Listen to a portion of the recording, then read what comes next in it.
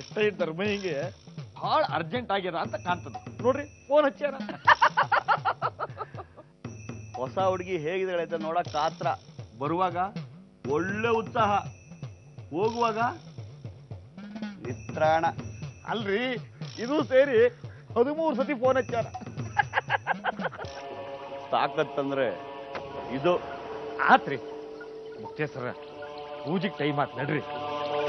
ನಿಮ್ ತಂಗಿ ನೆತ್ಕೊಂಡು ಹೋಗಿದ್ದಾರಲ್ಲೋ ಹರಿ. ಅಪ್ಪ ಹೋಗಿದಾರಲ್ಲ, ಕರ್ಕೊಂಡ್ಬರ್ತಾರೆ, ಅಳ್ಬೇಡ. ಏನ್ ಕರ್ಕೊಂಡ್ ಬರ್ತಾರೋ ಏನೋ. ಆ ಚಂದ್ರಗಿರಿಯವರು ಬಿಟ್ಟರೆ ತಾನೆ ಅಮ್ಮಿ ಅಲ್ಲಿ ಒಬ್ಳೆ ಹೇಗಿರ್ತಾಳು.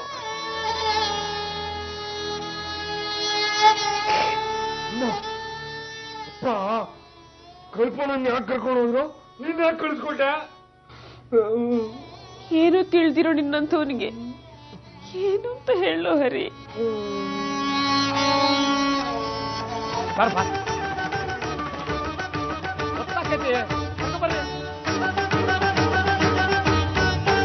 ಅಂಡಪಿಂಡಿಗಳು ನೀವಲ್ಲ, ಇಷ್ಟು ದೂರ ಹೊರಟಿದ್ದೀವಿ, ಚೆಕ್ ಮಾಡ್ಕೊಂಡು ಹೋಗೋಣ.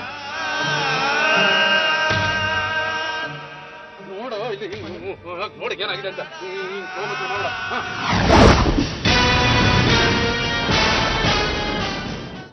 ದೇವ್ರ, ಕಲ್ಪನಾ ಅಮ್ಮಿನ ಕಾಪಾಡಪ್ಪ.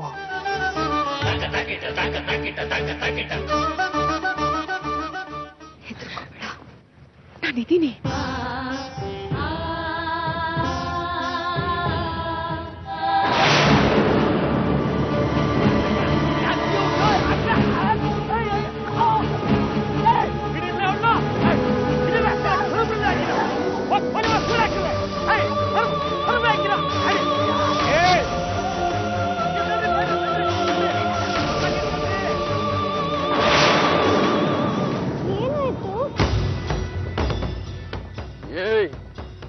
ನೀನ್ ಯಾಕೆ ಇಳಿಯಕ್ ಹೋಗ್ತೀಯ ಕೋತೆ? ಕೂತ್ಕೋ, ನಾನು ಚಾನ್ಸ್ ಒದ್ದು ಬಿಡ್ತೀನಿ. ಚಂದ್ರಗಿರಿ ಬರೋವರೆಗೂ ಉಸ್ರು ಎತ್ತಬಾರ್ದು. ಉಸ್ರು ಎತ್ತ ಕಾಲು ಕೈ ಮುರಿದು ಬಿಡ್ತೀನಿ. ಹೇ ಒಳಗೆ ಕೂತ್ಕೊಳ್ಳಲೇ. ಆಯ್ತನ? ಇವನ್ನೆಲ್ಲ ಜಾಡ್ಸು ಒದ್ದು ಓಡಿಸ್ಬಿಡ್ಬೇಕು. ಎಮ್ಮೆ ಜಾತಿಯವರು ಏನು ಮಕ್ಕಳು ನೋಡ್ದು ಹತ್ತು ಗಾಡಿ. ಗಂಡ ಮಾಡಿದ ಪಾಪಕ್ಕೆ ನನ್ನ ಮಗಳಿಗಿಂತ ಕೆಟ್ಟ ಪರೀಕ್ಷೆ ಕೊಟ್ಟಿದ್ಯಾ. ನಾನು ಯಾರಿಗೂ ಅನ್ಯಾಯ ಮಾಡಿದವಳಲ್ಲ, ಕೇಡು ಬಗೆದವಳಲ್ಲ. ಕೊನೆ ಪಕ್ಷ ಇದೊಬ್ಬಳು ತಾಯಿಯ ಕೂಗು ಅಂದ್ಕೊಂಡಾದ್ರೂ ನನ್ನ ಮಗಳನ್ನ ಕಾಪಾಡಪ್ಪ. ದೇವ್ರೆ, ಕಲ್ಪನನ್ನು ಕಾಪಾಡಪ್ಪ.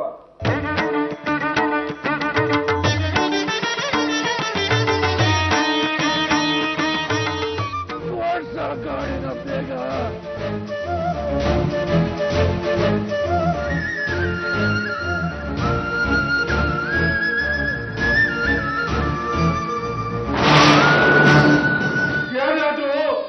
ಕಲ್ಪನನ್ ಕಾಣಿಸ್ಬಾರ್ದಿತ್ತು.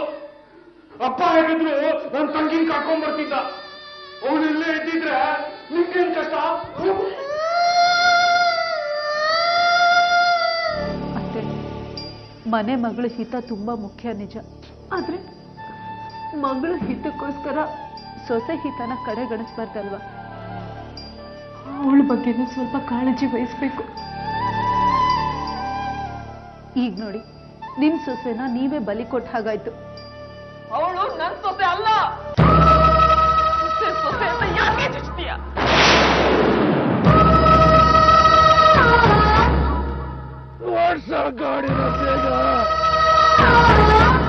ಸೊಸೆ ಅಲ್ದೇ ಇದ್ರು ಆ ಕಲ್ಪನಾ ಏನ್ ತಪ್ಪು ಮಾಡಿದ್ಲು ಹೇಳಿ?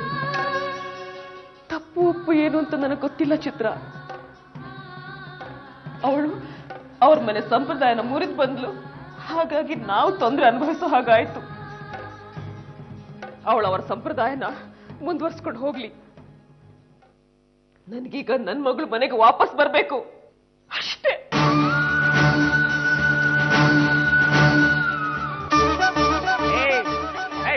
ನೋಡು